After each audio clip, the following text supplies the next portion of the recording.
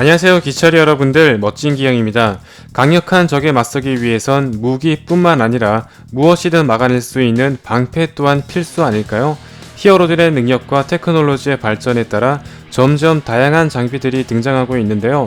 이번 시간에서는 무엇이든 막아낼 수 있는 최고의 방패는 어떤 것들이 있는지 한번 알아보도록 하겠습니다.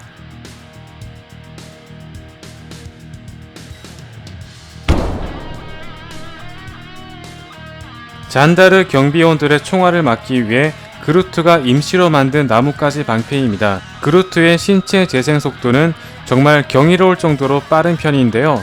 팔 부분의 가지들을 넓은 형태로 만들어 중요한 부위를 막는 모습을 볼 수 있습니다. 가지들을 엮어 적당한 형태로 만든 것이기 때문에 약간은 어설픈 모습이지만 드론의 공격을 모두 막아내는 미친 성능을 보여주었으며, 가지가 파괴되어도 재생이 가능하기 때문에 얼마든지 더 넓은 형태로 만드는 것이 가능합니다.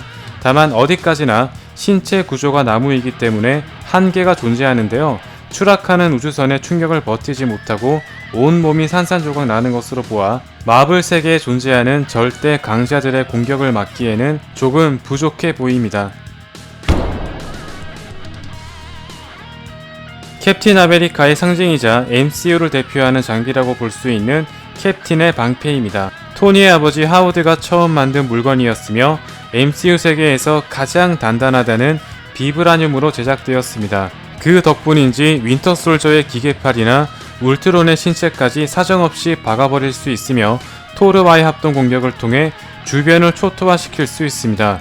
엔드게임에서는 토르의 힘을 가지게 되면서 혼자서 북치고 장구치는 엄청난 위험을 과시했습니다. 또한 운동 에너지를 흡수하는 성질 때문에 엄청난 높이에서 떨어지는 충격도 어느 정도 막아줄 수 있습니다. 다만 시리즈가 지날수록 점점 대우가 좋지 못한 장비이기도 한데요. 시빌워에서 같은 소재의 슈트인 블랙팬서의 손톱에 긁히더니 급기야 엔드게임에서 타노스의 공격에 절반이 파괴되었습니다. 특히 캡틴이 망치를 들기 시작하면서 공격 수단은 거의 망치가 대부분이었는데요. 다만 부서진 방패를 다시 동여매는 모습을 통해 팬들에게는 깊은 감동을 선사했습니다. 앞으로 2대 캡틴인 팔콘이 어떻게 활용할지 한번 기대해 보도록 하겠습니다. 아이언맨이 나노 입자를 사용하기 시작하면서 캡틴의 방패를 아득히 뛰어넘게 되었습니다. 이전까지는 상대방의 공격을 회피하는 스타일을 보여주었다면 인피니티 워부터는 슈트의 성능을 자랑하고 싶었는지 방패를 만들어 적의 공격을 방어하는 모습을 보여주었습니다. 컬 업시디언의 공격을 완벽하게 막아냈을 뿐만 아니라 잠깐 동안이었지만 파워스톤의 에너지를 막아내는 기막힌 모습을 보여주었습니다.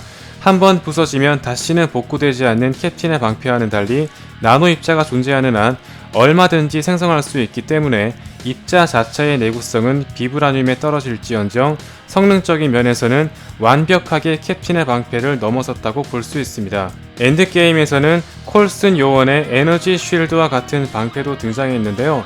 파워스톤의 에너지를 한번 접촉한 적이 있기 때문에 나노 입자의 분실을 방지하기 위한 업그레이드된 장비로 보여집니다. 다만 아이언맨의 특성상 앞에서 언급했듯이 회피형 스타일에 특화되어 있기 때문에 쇼맨십을 위한 공격이나 특별한 경우가 아닌 이상 꺼내드는 일이 없습니다. 염력을 활용하는 방식이 늘어나면서 일종의 방패 형태로도 사용하게 되었습니다.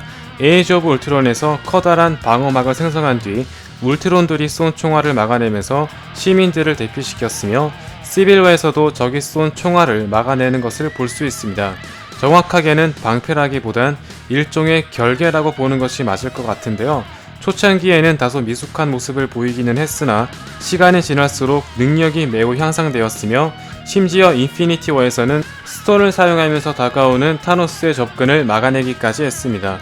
다만 완다의 경우 방어막을 생성하는 것보단 상대방을 들어올리거나 염력 덩어리를 집어던지는 편이 훨씬 막강한 데미지를 주기 때문에 방어막을 잘 사용하지 않는 편이지만 제대로만 사용한다면 거의 모든 공격을 완벽하게 막아낼 수 있습니다.